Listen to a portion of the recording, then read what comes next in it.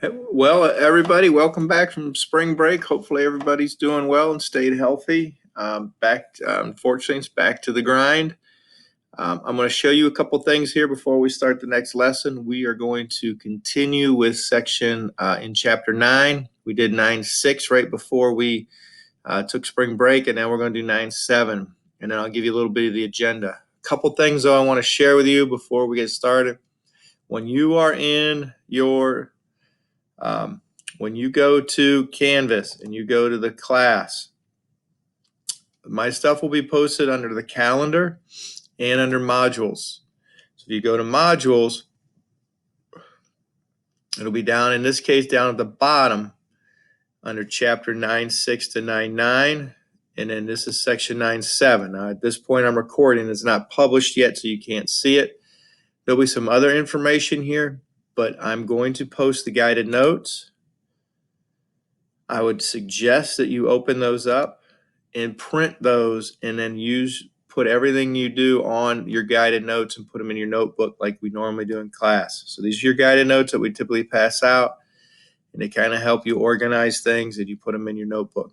So I would pause the video, print these out from Canvas, and then come back when you're ready for that. Now I'm going to go through a little bit here of the agenda. That's actually the last slide of what we can expect. Now, everything is fluid and things can change based upon how things are working out. And if there's going to be a better way, we want to find a better way. But typically on Monday, and we'll stick to the schedule as best we can, and math will be posting a lesson. So today is section 9.7, the video notes. There will be an assignment. It'll be due by Tuesday at 11:59. Obviously, the earlier you do it, the better. There will be Canvas conference from 12 noon to 1, which is a little bit optional for homework help. Okay, on Tuesday, we have a designated time for Canvas conferencing. What I'm going to do this Tuesday from 8:30 to 9, I'll be reviewing some concepts from 9.6 and 9.7, just maybe, 10 to 15 minutes of additional problems just to help you kind of go back over a couple of things that we've done. Okay, so these won't be the actual lesson, but there'll be additional problems to help you kind of remember how to do things. Wednesday will be a new section. It's actually going to be 9.6 to 9.7 review. There'll be a video. These are two important sections. We're going to go over and hit them again. Again, there'll be Canvas conference from 12 to 1. Any homework help or any questions you need, fine. Thursday, we have this time from 8:30 to 9. It'll be a Canvas conference. Again, I'll be reviewing concepts from 9.6 and 9.7, just going over some additional problems, and it'll be a live setting. So Tuesday and Thursday will be live. If you have questions, you can ask them, but I will be going over some additional topics. And this Friday, we are going to have a quiz over sections 9.6 and 9.7. It'll be posted. You'll do your work, print it out on the quiz, or do it on your notebook paper, and then you'll have to upload it. And then that will be your first summative grade of the 9 weeks. So that's the plan for this week, kind of to go through 9.6 and 9.7 and have a quiz. All right, so let's get started with section 9.7. All right, hopefully you've printed out those notes. We are solving quadratic equation by using square roots. What we did last time was quadratic equations by factoring, just a quick problem. If I ask you to solve x squared plus 6x plus 8 equals 0, one method we can use is we would factor this. Remember, we want to figure out what multiplies to equal 8 and adds to get 6. And that would be 4 and 2, and this would factor into x plus 4 times x plus 2 equals 0. Now from there, this is where we would broke this apart, and we said x plus 4 equals 0. We said x plus 2 equals 0, and we would solve by subtracting 4, and I get x equals negative 4, and I would subtract 2, and I get x equals negative 2. So my two answers are negative 4 and negative 2. All right, now that is by factoring, and that is section 9.6. Okay, we're moving into section 9.7, and we're going to solve it by using square roots. So it's going to be a little bit different method. All right, so just kind of a little bit of background here. Some quadratic equations cannot easily be solved by factoring. So we're going to have to come up with some other methods. Square roots can be used to solve some of these equations. Now, we're going back from section 1.5, that's a long time ago. Every positive real number technically has two square roots, one positive and one negative. Okay, what we mean by that is we know that 3 squared is 9, and we said the square root of 9 is 3. But negative 3 times negative 3 is 9. And if we take the negative of the square root of 9, it's negative 3. So when you take the square root of a positive number and the sign of the square root is not indicated, you must find both the positive and negative square root. Okay, this is indicated by this symbol right here. We call that a plus or minus sign. You just a little plus sign and then a negative below it. So the square root of 9 is technically plus or minus 3. Now here's the problem, is if you take the square root of 9 on your calculator, it only gives us the principal square root, which is 3. It doesn't give you the negative 3. But we know negative 3 times negative 3 is 9, so we have to be able to use that as well. So the square root of 9 is going to be plus or minus 3. Okay, now the square root property. To solve a quadratic equation in the form of x squared equals a constant, we take the square root of both sides. Now these problems are going to be a little bit different than factoring because there's no x term. So if I can just take x squared equals a number, I can take the square root of both sides, and we are done. So as you take a look at example 1 here. So if you got x squared equals 121, okay, to solve for this, we take the square root of x squared, and now if you notice up here, we put the little plus or minus symbol in front. That's the thing that everybody forgets. Plus or minus square root of 121. Some of you might know what square root of 121 is. If you don't, go to your calculator first. Square root of 121 is 11. Well, it's going to be plus or minus 11. The square root of x squared is just x. So there's our answer, plus or minus 11. So technically, the answer is negative 11 and 11. But you can write it as plus or minus 11. That's fine. All right, x squared equals 0. Take the square root of x squared equals plus or minus square root of 0. Well, what's the square root of 0? Square root of 0 is just 0. If I take the square root of 0, it gives me back 0. So that means x equals plus or minus 0. Well, does it make sense to have plus or minus 0? No. So in that case here, our answer is just 0. Okay, that is going to be your answer for part B, or problem B. All right, and now x squared equals negative 16. Take the square root of x squared equals plus or minus square root of negative 16. What's the square root of negative 16? Well, the square root of 16 is positive or negative 4 because 4 squared equals 16 and negative 4 squared equals 16. Well, what number squared equals negative 16? If you think about it, we have a problem. And if I take the square root of negative 16 on my calculator, it gives me an error message. It says no real answer. Okay? Because no number squared will give us negative 16. We cannot take the square root of a negative number. So this, we say, is no real solution. And that is only when we take the square root of a negative number. Square root of a positive number is fine. Square root of a negative number will not work. So we would say no real solution. And that's only when you take the square root of a negative number. You can take the square root of 0. You can take the square root of positive numbers, but not negative numbers. Okay, let's take a look at the next set here. Now for all of those, let me go backwards for a second. The knife we made it a little bit easier for everybody because you just had the x squared sitting there by itself. X squared equals by itself.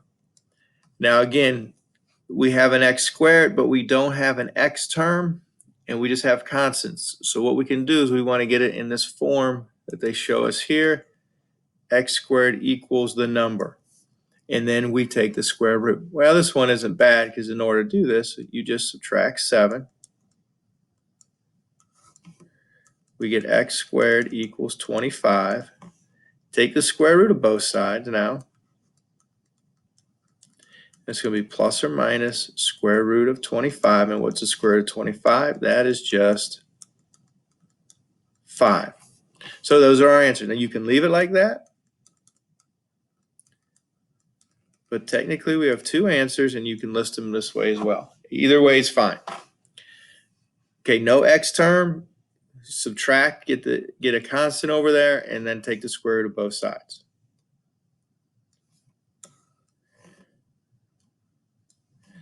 All right, now this is the first time we've had a number in front of the x squared. We still want to get the x squared by itself. We still want to take whatever constant is and move it over to the other side. Add 49 to both sides.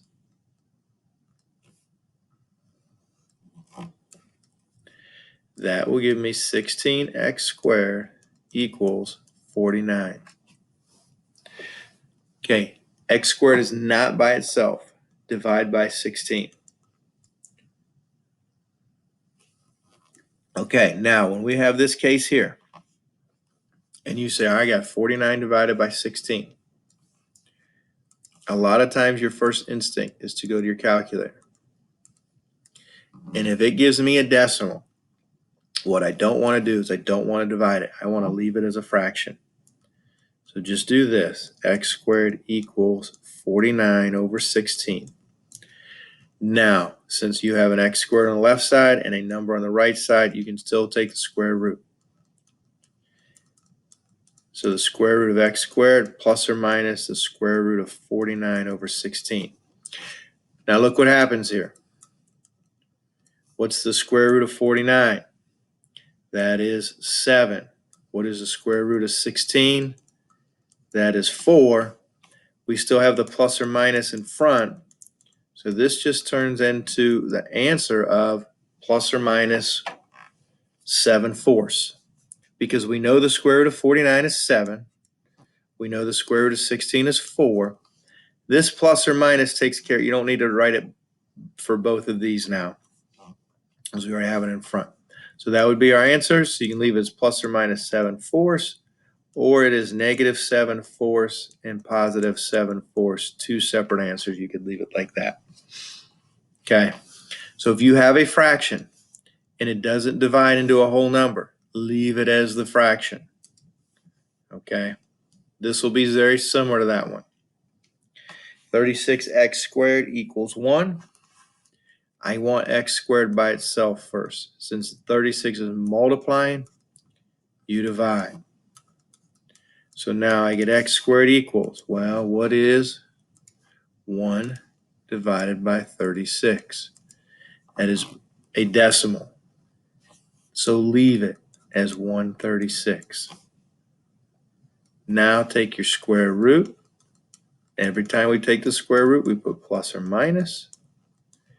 Now think of it as the top and the bottom. Since it's just a single fraction, the square root of 1 is 1. and the square root of 36 is 6.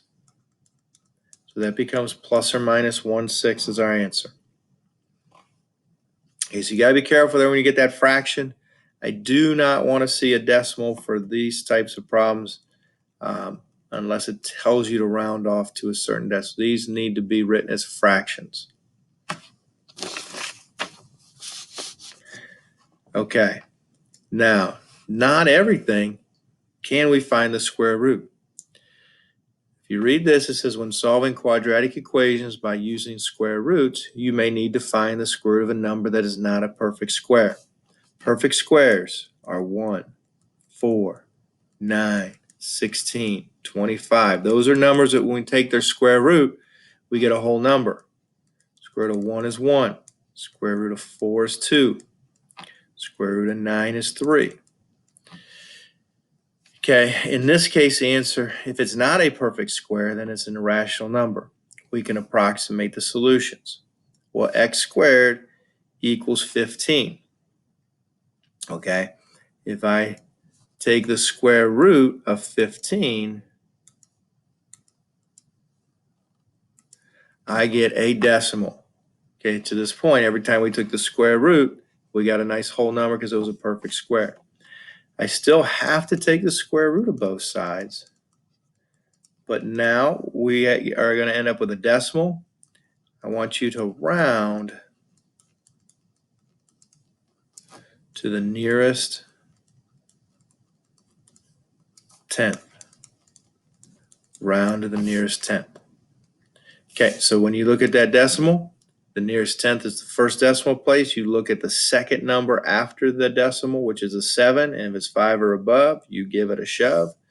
And so that gives me plus or minus x equals plus or minus 3.9. That'll be our answer. Now everything else we're going to have to do the same. Get our x squared by itself. But then we got to round off our answer. Okay, negative 3x squared plus 90 equals 0. Before I take the square root, I got to make it look like this, which means I got to make the x squared be by itself on one side. I'm going to subtract 90. I get negative 3x squared equals negative 90. Divide by negative 3. And that gives me x squared equals negative 90 divided by negative 3. It's positive 30. As long as we have a positive number, we can take the square root. And so at this point, you take the square root of x squared plus or minus the square root of 30. Square root of 30 is not a perfect square. We do not know this. It is not a whole number. So when I use my calculator, I get a decimal, 5.477. Look at the second number after the decimal to round the nearest 10. Oops, I need to make sure I got plus or minus. So plus or minus, and what was that? 5.5. Okay, so those are our answers. First one, plus or minus 3.9. Second one, plus or minus 5.5.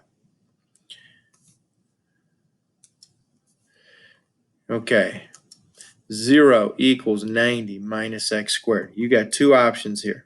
I can either move the 90 or I can move the x squared. I'm going to choose to move the x squared because since it's a minus, I have to add it, so it's going to make it a positive. And I'd like to have my x squared to be positive.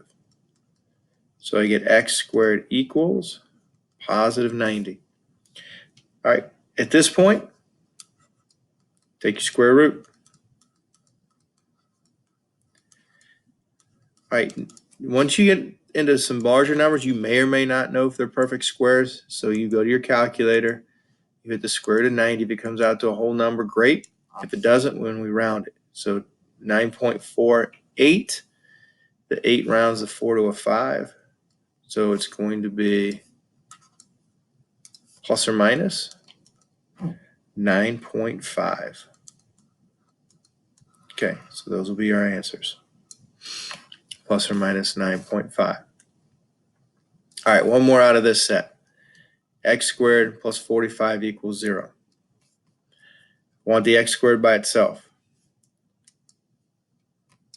Subtract.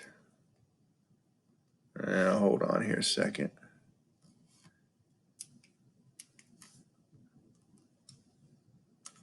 Why can't I get my pencil to work? Works there, but not down here. All right, well, I'll just move over to the side. X squared plus 45 equals 0.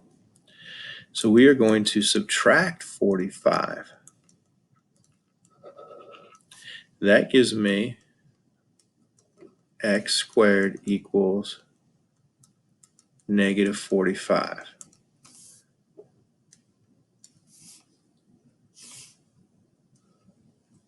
Now, I'm going to pause here for a second and see if I can figure this out.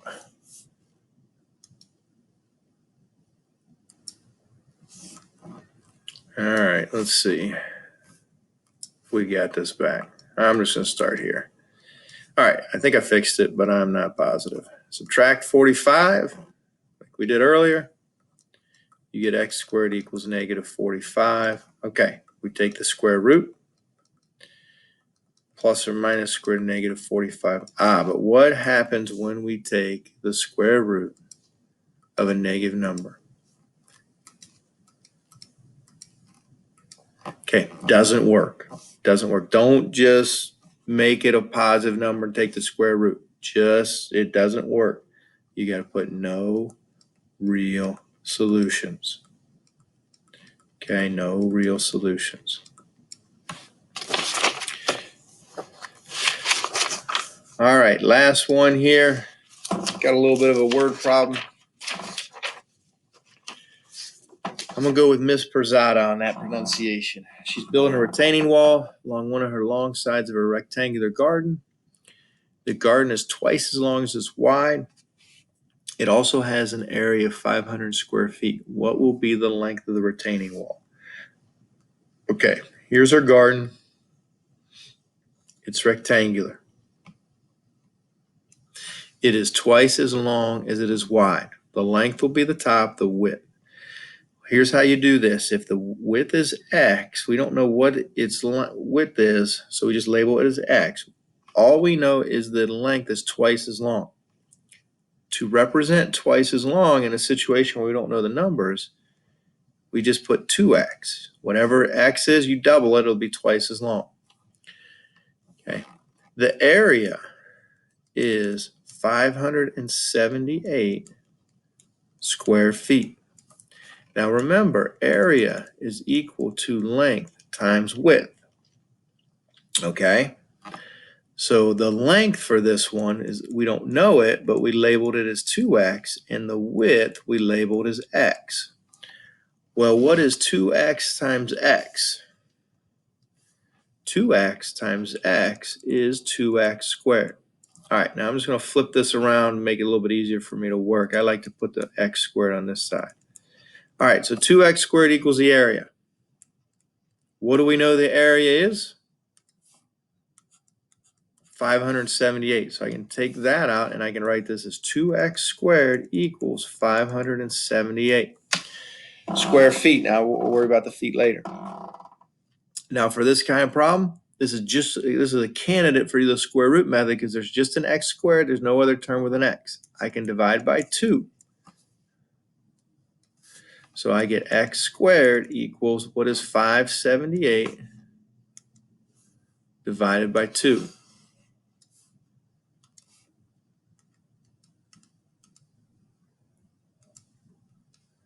And that is 289. Well, take the square root plus or minus the square root of 289, and I get x equals plus or minus, well, what is the square root of 289? Second square root 289 17, plus or minus 17. Well, if we're talking about a length here, this is a typical what we call real world problem. If you're talking about the length can't be negative. So x has to be positive 17. Read the question carefully. What is it asking us to find? It is asking us to find what will the length of the retaining wall. This right here is the length of the retaining wall. Just because we got 17 doesn't mean we're done. X is 17. This is X. That is 17. That distance right there is 2x, which is 34. So to answer this question, you have got to say the length of the retaining wall is 34 feet.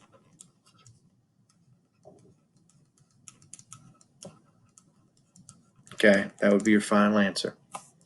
So you got to know the answer, that you got to know the fact that the area of a rectangle is length times width, which we should know.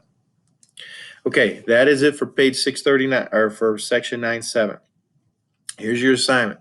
Now you got to watch, so because on this last assignment, you just can't do what's on the Canvas page. You have to make sure you watch the video and get to the end here in case there's any special instructions. Page 639, 17 through 35, odd. Okay, write the original problem down, show your work. Well, showing your work is just really just showing taking the square root. So if you got x squared equals 9, just show this. X squared, square root of x squared equals plus or minus square root of 9. Oh, and there we go again. X equals plus or minus, let's see something here, plus or minus 3. And there should be a minus in there. It won't come out. Put it up there. That looks terrible. So let's see if that'll work. So plus or minus, I just can't get that minus to come in there.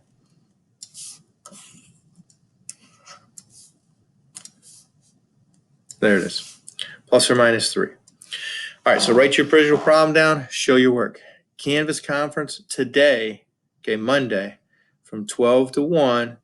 Now, not everybody has to come in, but it's optional for homework help either on this homework or other homeworks, okay? And then we're going to continue as we move through here tomorrow. Where is that at? It's not showing up like I need it to. Well, tomorrow will be, all right, tomorrow will be the case where you can come 8:30 to 9, and I'll be doing unique problems, not the ones we've already done. Glad everybody's back. This is kind of how you get to it here. There'll also be the notes will be down here as well. They're not uploaded at this point, but they will be for you by tomorrow. All right, everybody have a great day, and it's good to be back.